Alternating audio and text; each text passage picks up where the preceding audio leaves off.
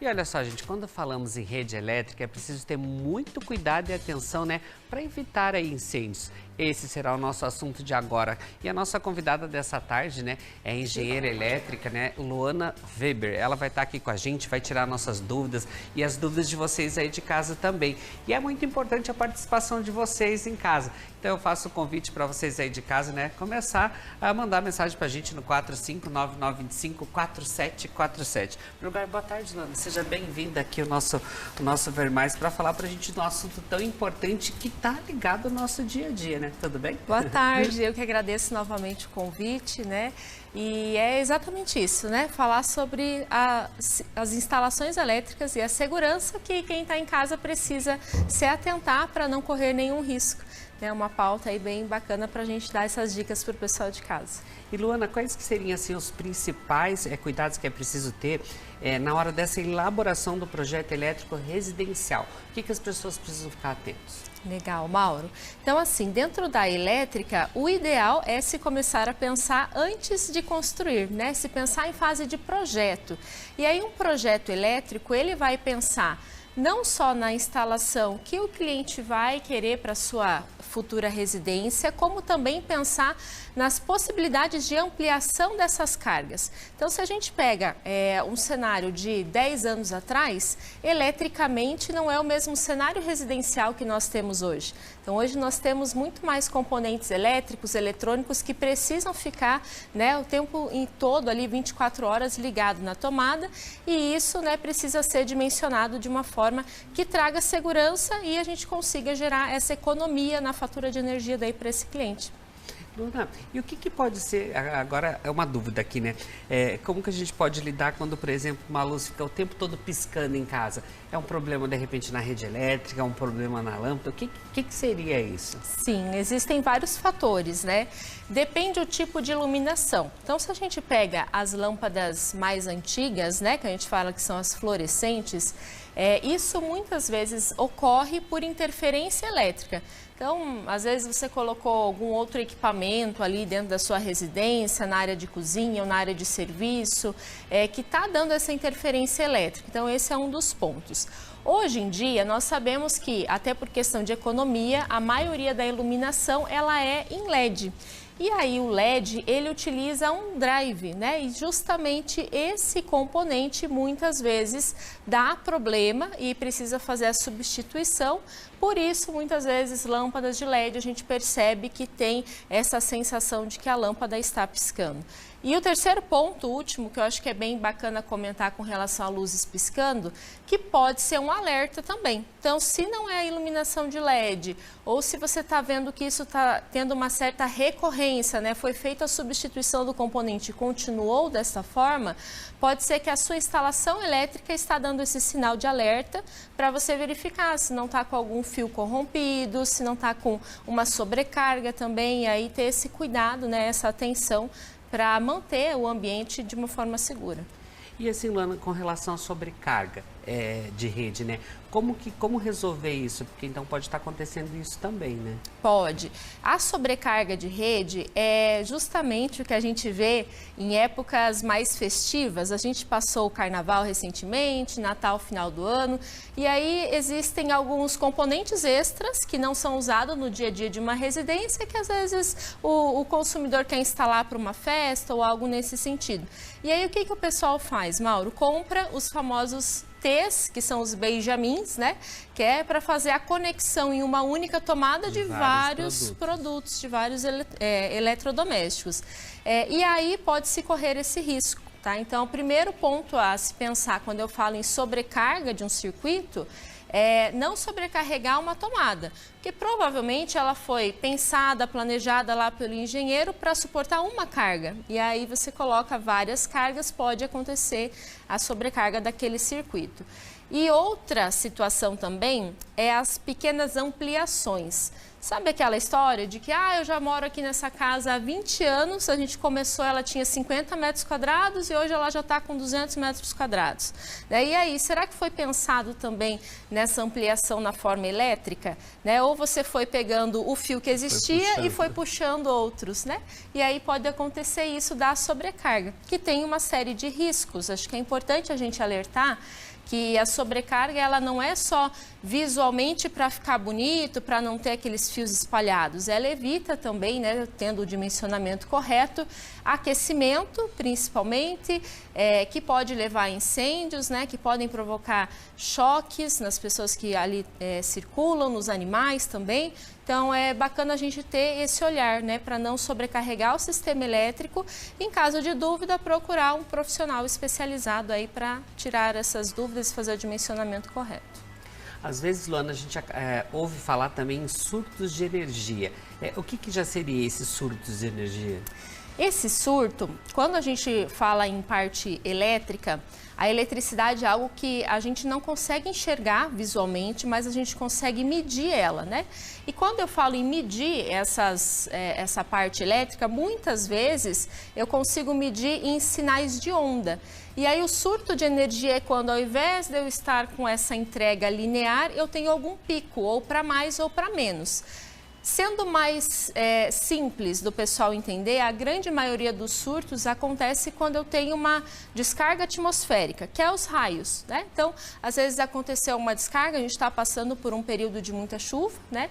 E é possível que esses raios interfiram na sua instalação elétrica e tem forma de prevenir, né, esses surtos aí, minimizar os riscos, os impactos que isso pode trazer.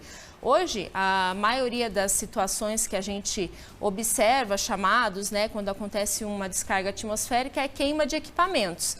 E o que pode ser feito? Aí a gente entra num quesito técnico, né, de projeto, novamente, de análise, dimensionamento. E para a residência, tem 2 itens que eu acredito que assim é fácil, se a sua residência não tiver, que você pode procurar um especialista para fazer a instalação. Que é o DPS, que é um dispositivo que vai lá interno no quadro de energia que previne isso. Então, ele vai atuar de uma forma que, ao invés de queimar o seu equipamento, primeiro queime esse dispositivo. E o segundo item, que é a questão de aterramento, né? Nós precisamos ter uma malha específica de aterramento, que vai fazer com que... Absorver os raios. Vai absorver, exatamente. Eu sempre falo que a eletricidade é muito preguiçosa, então ela sempre vai buscar o caminho mais curto. E por isso que acontece a queima ali dos seus equipamentos, né? Que novamente acontece às vezes um choque elétrico. Então o aterramento serve para isso, para levar essa eletricidade para uma terra e não acontecer esses danos maiores. E para resolver esses surtos de energia, colocando um aparelho desse daí, ele já resolve também, ele ajuda também na prevenção de acidentes, isso aí? Isso, exatamente, né? Então esses 2 itens, né, que são bem importantes. E caso já tenha acontecido, que às vezes as pessoas nos perguntam também, Luana, mas olha, eu coloquei e mesmo assim queimou, e aí o que eu faço, né? Então é possível contratar um especialista, que é o engenheiro eletricista, para fazer uma inspeção, né, nesse imóvel e verificar se tem outras situações ali na parte elétrica que a gente pode intervir, instalar, manutenções também, né, na parte elétrica, que às vezes as pessoas acreditam que parte elétrica é para a vida toda. Eu construí uma vez e nunca mais preciso fazer manutenção, o que é um mito, tá? Existe um período ali que eu preciso me atentar e ter essas manutenções com segurança. E aquela coisa assim, Luana, que quando as tomadas, os interruptores, assim, eles estão quentes, o que as pessoas devem fazer de prevenção ali? Isso. Já é um sinal que não está certo, exatamente. Né? A gente comentou agora sobre as sobrecargas, né, que trazem esse aquecimento, que podem fazer, né, com que aconteça um incêndio. Então, dentro da elétrica, tudo que, ao invés de converter e gerar eletricidade, converte em outra coisa, seja calor, seja ruído, seja danos ali visíveis, é um sinal de que não está da forma correta, está se tendo percas.